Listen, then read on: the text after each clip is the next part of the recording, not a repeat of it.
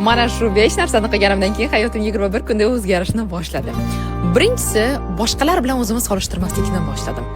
Maza qildim to'g'risini aytsam. Chunki Instagramga kirishingiz bilan hozirgi asrning eng global muammosi bu boshqalar bilan o'zingizni avtomatik solishtirishingiz. Mana shu narsani qilmaganimdan keyin ishoning hayotim juda ham zo'r tarafga o'zgarishni boshladi. Ikkinchisi, har kuni ertalab turganimdan keyin duo qildim. Uchinchisi esa har kuni ertalab 6 ta strategiyani yozdim. Hilol Yusufova, strategiyani qanday yozamiz deydigan bo'lsangiz, men siz uchun podkast tayyorladim. Strategiyani qanday qilib yozish mumkin podkastida.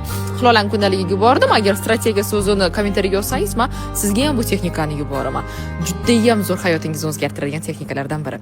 To'rtinchisi esa har kuni 10,000 qadam tashladim. 10,000 qadam tashlayotganimda muzika, podkastlar, shunaqa narsalar eshitdim, audio knigalar va beshinchisi esa yangi do'stlar topdim.